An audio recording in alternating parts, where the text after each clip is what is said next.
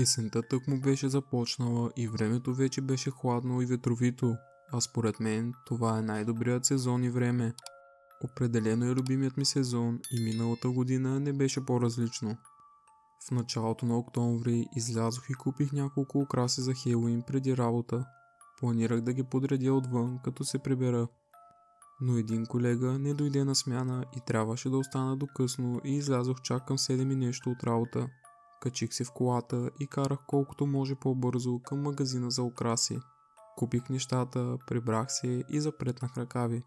Беше малко тъмно, но с включените външни лампи не беше толкова зле. Започнах със светлините, които поставих върху храстите пред къщата. Докато се занимавах с това, отстрани на къщата се появи някакъв мъж. Стреснах се, защото просто се приближи без да каже нито дума. Казах му да се махне и че е на частна собственост. Ей, ти си на моята собственост, тръгни си веднага преди да извикам полиция, казах аз. Мъжът ме погледна с безизразно лице и отговори: разбира се, след което тръгна към пътя. Изглеждаше на около 40, с къса коса. Помислих си, че е бездомник или нещо подобно. Той вървеше без посока, не ми се стори пиян или нещо такова, просто беше странен. Продължих да подреждам светлините, но забелязах, че не си е тръгнал. Беше от другата страна на пътя и се разхождаше наоколо, а на няколко пъти дори го хванах да ме наблюдава. Беше наистина зловещо и затова реших да спра за днес и да се прибера вътре. Нямах представа кой е този човек или какво изобщо правеше до къщата ми. Опитвах се да се убедя, че е някакъв бездомен скитник и продължих с вечерта си. Направих си вечеря и се качих в стаята си, за да гледам телевизия на леглото. Докато бях горе, чух нещо отдолу. Звучеше като бавно влачене по пода. Спрях звука на телевизора, но вече не чувах нищо. Ако не беше странната слушка от по-рано, вероятно щях да го игнорирам. Но сега просто не можех. Станах и тръгнах надолу, за да проверя какво се случва. Странното беше, че всички лампи бяха изгасени, а бях сигурен, че не съм ги изключвал аз. Влязох в коридора, включих лампата и спрях, за да послушам пак. Беше спокойно, дори ми се стори прекалено спокойно и тихо, но в къщата се чуваше слаб шум. Чувах само вятъра. Отидох към задната част на къщата и тогава видях, че вратата, която води към двора, беше широко отворена. Стомахът ми се сви, защото веднага осъзнах, че точно това бях чул отгоре, как някой бавно е отворил вратата. В този момент не знаех дали да изляза от къщата и да бягам или да се върна горе и да взема телефона си. Отговорът сигурно изглежда очевиден сега, но тогава ми беше трудно да мисля ясно. Не бях сигурен дали въобще някой е влязъл вътре. Усетих как адреналинът ми се повишава и извиках: има ли някой?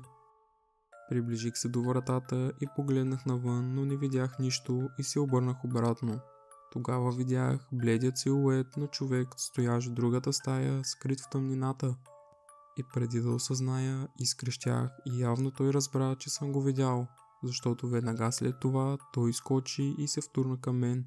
Видях лицето му само за части от секундата и бях сигурен, че това е същия мъж, който по-рано стоеше отвън. Хукнах навън през задния двор, но зад гърба си чувах стъпките му, които наближаваха. Успях да стигна до най-близката къща и започнах да блъскам по вратата, крещейки за помощ. За щастие, хората отвориха сравнително бързо и аз влязох вътре. Мъжът обаче спря на двора им и просто ме гледаше втренчено. Обадихме се на полицията, но докато пристигнат, той вече беше избягал.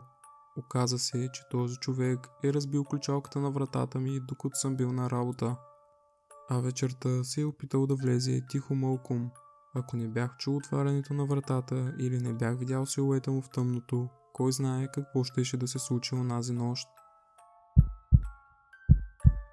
Моето семейство притежава голям имот с много дървета, а на края на парцела има малка хижа. В сравнение с основната къща, тя е доста по-изолирана сред гората. Тази година отидох там в края на октомври, за да се видя с родителите ми и с братята и сестрите ми. Тъй като къщата беше пълна, аз предложих да остана в хижата. Беше първият ден от пристигането ми. Нямаше път, по който можеше да се стигне с кола до хижата, затова паркирах пред основната къща. Носех само една лека раница с малко багаж и понеже смятах само да спя в хижата, не си направих труда да я оставям там веднага. Около 6 часа вечерта направихме нещо като малко семейно събиране, защото беше минало доста време от последното. Хапнахме, пинахме и си говорихме за живота. Беше приятно, но ме изтощи напълно. След около 2 часа казах, че ще се отправя към хижата, за да се легна. Метнах раницата на гърба си и излязох през задната врата. Пътеката до там беше тясна и вървенето отнемаше около 10 минути. Изобщо не бях се замислил колко тъмно ще е, а по пътеката нямаше никакви лампи или светлини. Наложи се да пусна фенера на телефона си, за да виждам къде стъпвам. Не след дълго чух как някакво клонче се чупи зад мен. Обърнах се и огледах пътеката, но фенерът на телефона беше ужасен и не помагаше особено. Реших, че е някакво животно или просто от вятъра и продължих да вървя. Само няколко секунди по-късно обаче чух същия звук. Сякаш, когато започнах аз да ходя, някой друг започваше да ходи също. Извиках: "Кой е там?" "Алекс, знам, че си ти. Не е смешно, човече." Надявах се това да е брат ми, който се опитва да ме изплаши. Но знаех, че ако беше той, вече щеше да се залива от смях. Започнах да се чувствам странно, защото тъмнината и липсата на видимост много ме притесняваше. Продължих да вървя, но този път по-бързо. Чувах мачкането на листата няколко пъти, докато вървях, но не се обърнах, защото знаех, че и без това няма да видя нищо. Опитвах се да се убедя, че си въобразявам или че съм пил малко повече. Каквото и да беше, не исках да стоя в гората нито секунда повече. Ускорих крачката и най-накрая стигнах до хижата. Отключих вратата и влязох, след което я заключих зад себе си. И точно тогава чух лек шум от другата страна на вратата. Някой въртеше дръжката и се опитваше да влезе. След като осъзнах, че е заключено, той започна да блъска по вратата. Не просто почукване, а силни удари. Ударите продължаваха, а аз се приближих и погледнах през тесния прозорец до вратата. Тогава видях мъж, облечен в тъмно яке и тежки бутуши. Никога през живота си не го бях виждал. Той ми забеляза и погледна право към мен. Изглеждаше бесен и започна да блъска по прозореца. Изведнъж от гората се чу вик и мъжът спря, след което се обърна и хукна в обратна посока. Около минута по-късно пак погледнах през прозореца и видях брат ми Алекс, който тичаше към хижата. По-късно разбрах, че е видял как мъжът върви след мен и е попитал родителите ни дали го познават. Когато те казали, че е непознат, брат ми се върнал да ме търси. И до днес повече не сме виждали този човек и не знаем какво е търсил в гората на нашия имот или защо ме е следял онази вечер. Самата мисъл за това, че може да се върне, ме плаши до смърт. Най-накрая беше есен, което за мен означаваше сезон за къмпинг.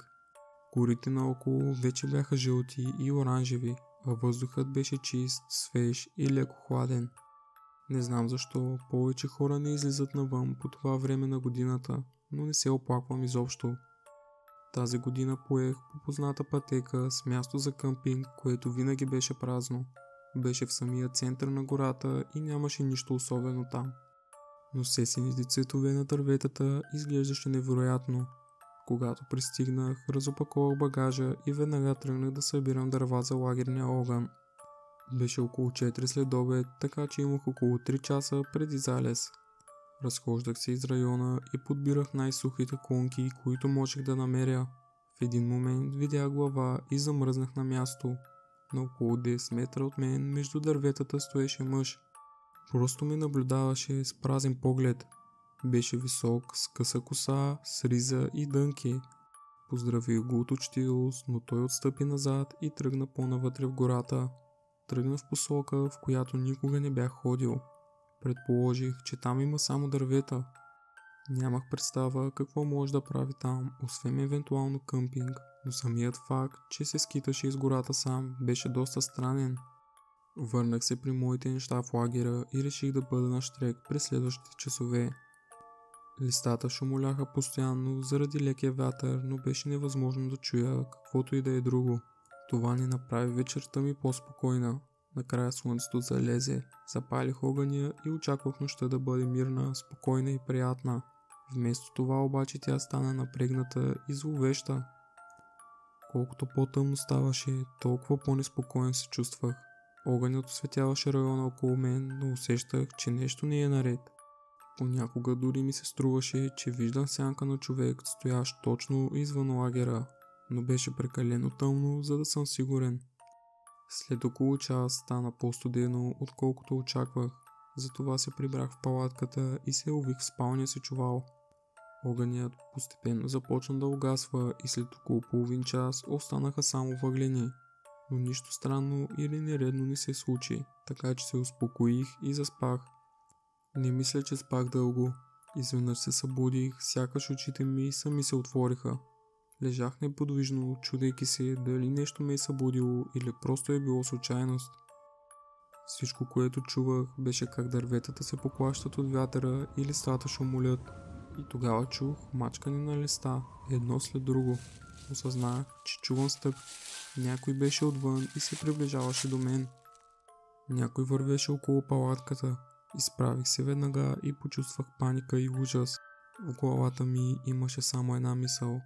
Мислех си колко уязвим съм вътре в тази палатка, без никакъв начин да се защитя или дори да видя какво се случва. Реших да направя единственото, което ми хрумна.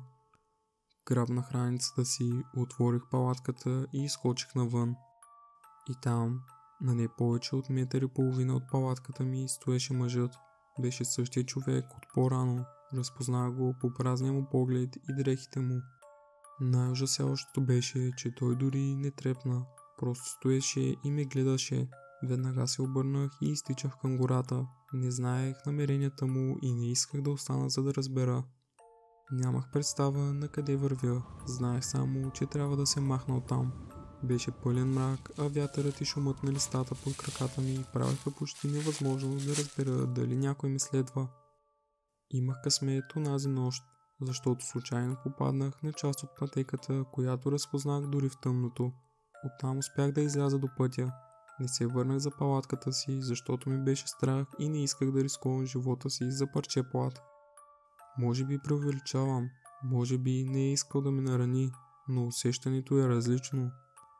Имам чувството, че този мъж щеше да ми отнеме живота онази нощ. Просто имам такова чувство в стомаха, когато се спомня за него. Каквото и да е искал, никога повече няма да къмпингувам в онази гора и вече винаги ще си нося нещо за самозащита. Това е краят на днешното видео. Надяваме се да ви е харесало. Ако е така, оставете палец нагоре и се абонирайте за нашия канал с камбанката, за да не пропускате новите ни видеа. А ако нямате идея какво друго да гледате, нашите предложения ще излязат на екраните ви. Ние бяхме Митично и ще се видим отново в неделя.